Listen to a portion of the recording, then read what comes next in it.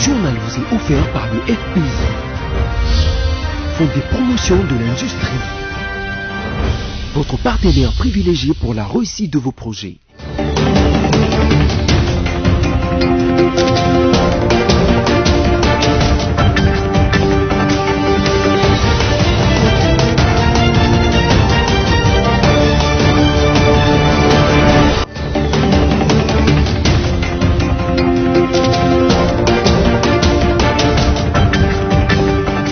C'est l'heure de vous informer sur BSI Télévision. Mesdames et messieurs, bienvenue à ce nouveau numéro des journaux dont voici les sommaires. La situation épidémiologique des Covid-19 telle que présentée par le bulletin de l'équipe des ripostes signale les cumuls de 1731 cas confirmés. Kinshasa à lui seul compte 1594 cas testés positifs. Et puis, le Premier ministre Sylvestre Ilunkamba a reçu ce mardi 19 mai 2020 à la primature la plateforme des confessions religieuses conduite par le vice-président de la SENCO, le cardinal Fridolin Ambongo et sa délégation. Enfin, les tronçons comprises entre DGC et Barré dans la commune d'Engalema sur la route de Matadi se trouvent dans un état de délabrement très avancé. Encore une fois, bienvenue. Le Premier ministre Sylvestre Ilunkamba a reçu ce mardi 19 mai 2020 à la primature la plateforme des confessions religieuses conduite par le vice-président de la SENCO, le cardinal Fridolin Ambongo et sa délégation. L'objectif était l'assouplissement de la mesure relative à l'interruption momentanée des cultes prises dans le cadre de la prévention contre la pandémie de Covid-19. Alice Kabango pour les reportages. Au nom de la plateforme de confession religieuse, le présidium représenté par son éminence le cardinal Fridolin et le révérend Dr André Bokondoa, président de l'ECC, sont venus voir le Premier ministre pour faire un plaidoyer en faveur de l'assouplissement de la mesure relative à l'interdiction momentanée des cultes publics en cette période. Ils ont commencé par rappeler que les chefs de confession religieuse ont accueilli avec joie et beaucoup de sens de responsabilité les mesures barrières dont celles interdisant la célébration des cultes dans la perspective de la lutte contre le coronavirus. Mais 2 mois après la mise en application de ces mesures, il se fait aussi observer que Dieu nous a fait grâce en épargnant plusieurs de nos provinces de cette pandémie et aussi en évitant les pires redoutés pour les provinces touchées, particulièrement des grandes villes, en tête Kinshasa. Et par ailleurs, on note que dans beaucoup de provinces, beaucoup d'activités se déroulent normalement. Et là, les chrétiens sont interpellés dans leur foi. Ils sont un peu gênés de voir qu'ils peuvent aller au marché là où il est difficile de contrôler les mesures de distanciation, mais ils sont interdits d'aller à l'église où l'on peut facilement se contrôler. Et aussi, les pasteurs ont fait comprendre à son Excellence le Premier ministre que la prière est un besoin fondamental pour les croyants que nous sommes. C'est notre nourriture qui a une dimension communautaire dont on ne sait se passer. Voilà pourquoi, fort de ces convictions, ils ont supplié s'ils peuvent accepter de revoir cette mesure dans le sens d'un déconfinement progressif, en commençant pour l'instant par les provinces non touchées et en étudiant les modalités pour les provinces touchées selon l'évolution de la maladie. La situation épidémiologique des Covid-19 telle que présentée par le bulletin de l'équipe des ripostes signale le cumul de 1731 cas confirmés. Kinshasa à lui seul compte 1594 cas testés positifs. Plus de détails avec Christelle Guenda. Le bulletin de l'équipe de riposte paru ce mardi 19 mai 2020 rapporte que 100 des cas supplémentaires confirmés à la coronavirus ont été enregistrés sur l'étendue du territoire national, parmi lesquels 83 cas ayant été notifiés à Kinshasa et 19 autres au Congo central. Depuis le début de l'épidémie déclarée le 10 mars dernier, le cumul des cas positifs est de 1731, dont 1730 cas confirmés et 1 cas probable. Il y a eu 61 décès, dont 60 cas confirmés et 1 cas probable, ainsi que 302 personnes guéries. Aucun nouveau décès n'a été signalé et 12 nouvelles personnes sont sorties guéries du centre de traitement ce même mardi. Le traditionnel bulletin du comité multisectoriel de la riposte renseigne aussi que 643 cas suspects sont en cours d'investigation et 1127 patients sont en bonne évolution. Le même bulletin indique en outre que les comités déplorent la résistance devenue très grande dans la communauté à Kinshasa, empêchant ainsi aux équipes de bien faire le travail de surveillance. L'équipe condamne donc les séquestrations et les agressions dont sont victimes ses membres, particulièrement à Kinshasa, la capitale, qui est l'épicentre de la pandémie à coronavirus. Aussitôt après la rumeur sur la vente des cadavres à 5 000 $ afin de les inscrire sur la liste des personnes mortes des Covid-19, le ministre de la Santé, Eteni Longondo, est allé personnellement vérifier le fait à la commune de Kimbantseke où est partie la rumeur. Suivez les détails avec Josué Kalamba. Il était nécessaire de mettre fin à la confusion au sujet de la vente de cadavres dans différents quartiers de Kinshasa. En sa qualité du ministre des tutelles, le docteur Eteni Longondo, ministre de la Santé, est descendu mardi 19 mai 2020 dans la commune de Kimbantseke à Kinshasa où est partie la rumeur. À en croire une vidéo diffusée par Molière Télévision, une famille s'est vue proposer par les agents de la riposte au Covid-19 la somme de 5 000 $ américains pour l'achat du corps de leur frère décédé pour qu'il soit cité parmi les morts du coronavirus. Une fois dans la famille du défunt, le ministre tire les choses au clair.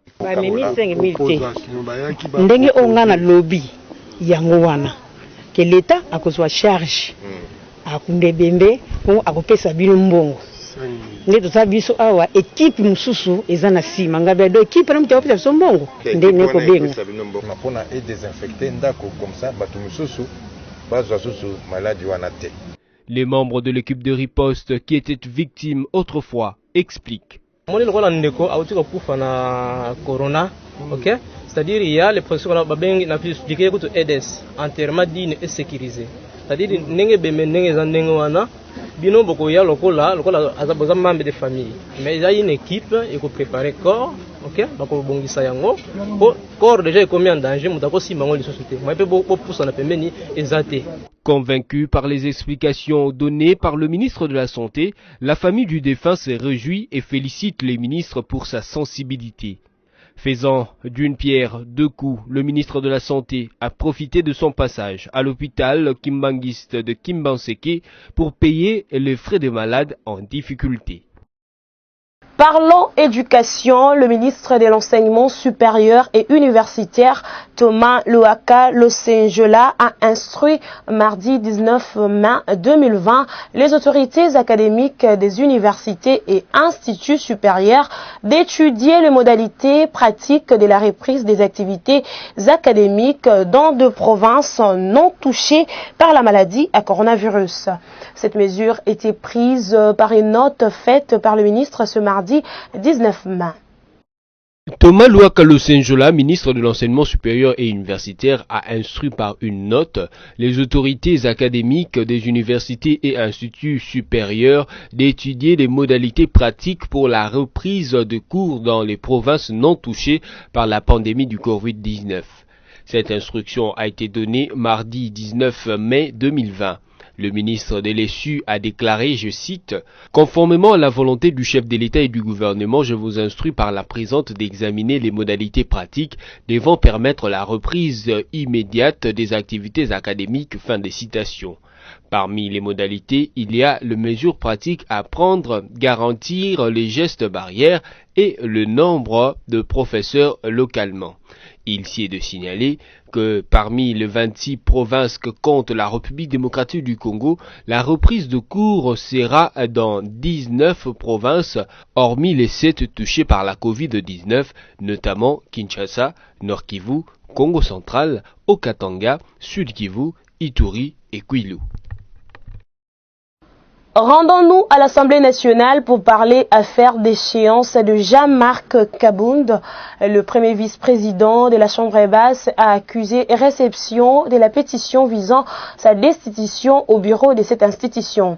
Ces derniers évoquent des irrégularités flagrantes de la correspondance transmise par Janine Mabunda, présidente de l'Assemblée nationale. Suivez.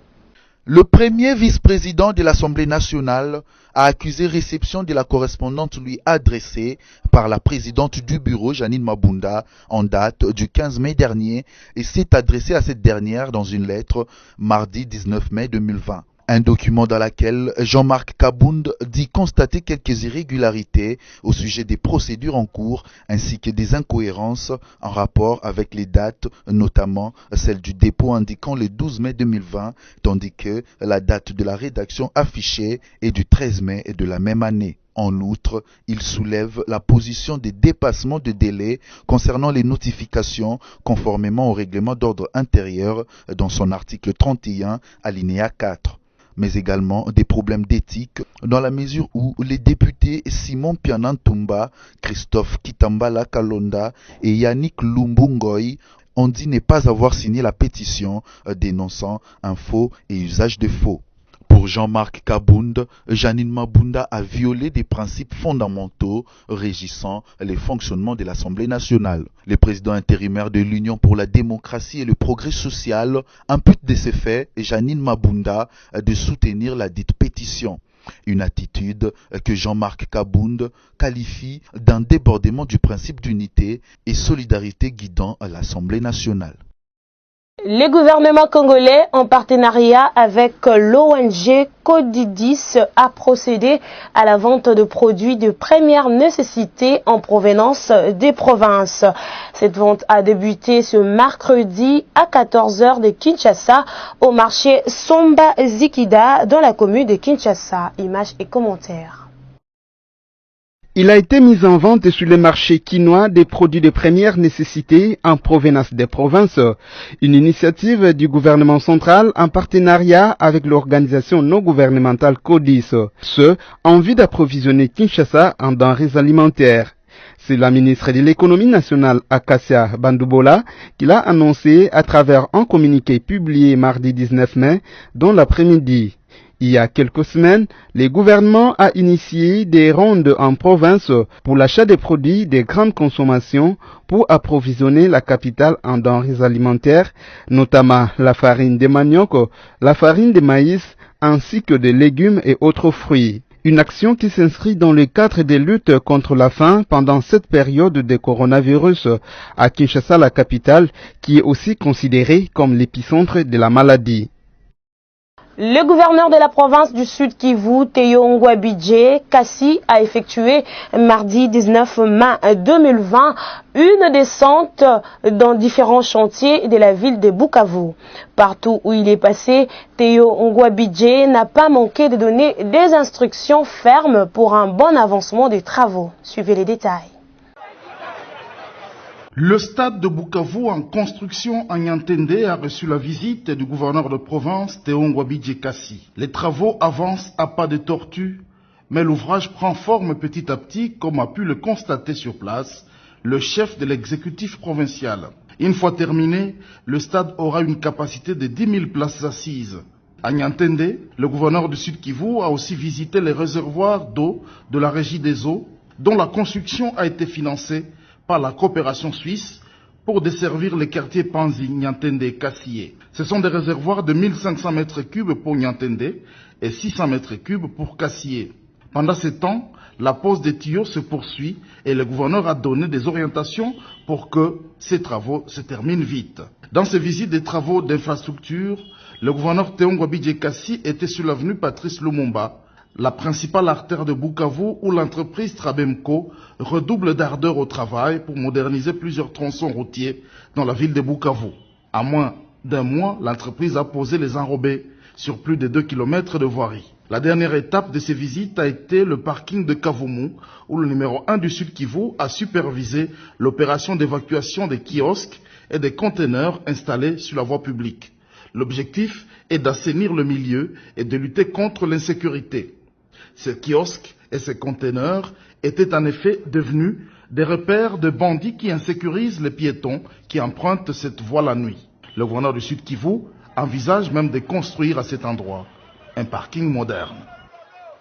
Revenons à Kinshasa pour finir. Les tronçons comprises entre DGC et Barré dans la commune de Ngaliema sur la route de Matadi se trouvent dans un état de délabrement très avancé. La rédaction de BSC Télévision est descendue sur le terrain ce mercredi 20 mai 2020 pour en savoir plus. Espérance Louvonou est généreuse et Sengo signe ses reportages.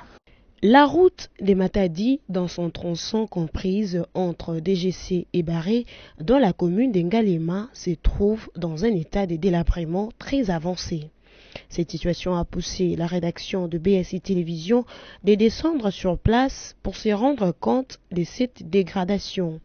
Selon les habitants du quartier DGC, sous le règne du président Joseph Kabila Kabange, il y avait même des camions qui jetaient du sable sur cette route. Ils demandent aux autorités compétentes de faire leur travail pour la réhabilitation de cette route qui est d'une importance capitale. Seri kutata ya Kabila to bande komona quand même moi tracteur ata moko zo ko bongisa nzela mais lelo ebeba complètement donc na yebite na président de la République azo lekawa soka zo mona nzelo ndenge kufa et umeli depuis à peu près 2019 na ba fin 2019 ti lelo nzele beba en tout cas basa la quelque chose pour nzela o batika biso boyete basala quelque chose pour nzela o. Nzela o yango ezali route nationale numéro 1.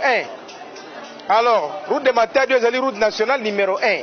Alors, et où meli na condition basala quelque chose. La demande de la population est que les autorités compétentes réhabilitent cette route délabrée il y a quelques mois. Bourgmestre mon ayaka a liboso ando bomsanzelo makasi to comprendre te balongoli. Ce que tu es biso to suka bazo kata biso likoloka nzela o mabulu surtout so mbule bet ça ne va pas. On a senga bazwila biso solution pour nzela oyo ngai naza mwana yangale ma 100% na resepelation na moni nzela oyo ebongi. En cette période de confinement où la saison sèche a débuté, les souhaits de ses habitants est de voir ces tronçons être réhabilités afin qu'ils vaguent librement à leurs occupations. Fin de cette session d'information, mais avant de vous quitter, voici des rappels de titres. La situation épidémiologique des Covid-19 telle que présentée par le bulletin de l'équipe des ripostes signale les cumuls de 1731 cas confirmés. Kinshasa à lui seul compte 1594 cas testés positifs. Et puis, le Premier ministre Sylvestre Ilunkamba a reçu ce mardi 19 mai 2020 à la primature la plateforme des confessions religieuses conduite par le vice-président de la SENCO, le cardinal Fridolin Ambongo et sa délégation. Enfin, les tronçons comprises entre DGC et Barré dans la commune d'Ngalema sur la route de Matadi se trouvent dans un état de délabrement très avancé. Ici s'achève complètement ce journal qui a été présenté par l'ensemble de la rédaction de BSC Télévision. Restez branchés pour suivre la revue de presse avec Liévin Louzolo.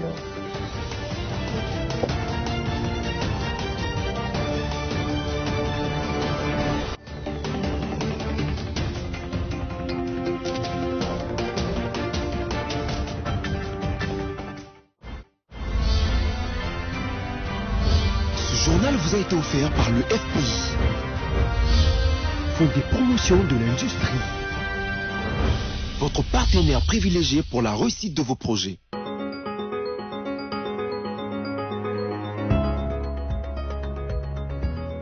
Mesdames, Messieurs, bienvenue à cette revue de presse en ligne qui parle à 100% de la lutte contre la Covid-19, sélectionnée pour vous sur BC Télévision. Ouvrons avec congovirtuel.org qui titre Catholiques et protestants sollicitent la reprise des cultes chez Ilunkamba. Une délégation des églises catholiques et protestantes a sollicité ce mardi auprès du Premier ministre Sylvestre Ilunga Ilunkamba l'assouplissement de la mesure interdisant momentanément des cultes pour raison de la Covid-19. Les hôtes du Premier ministre ont préconisé, sans trop de détails, sur les modalités pratiques, un déconfinement progressif de cette mesure en vue de la reprise des cultes publics. En attendant, note le site du groupe BC, les églises concernées disent avoir accueilli avec joie et beaucoup de sens des responsabilités les mesures barrières dont celles interdisant la célébration des cultes en perspective de la lutte contre le coronavirus.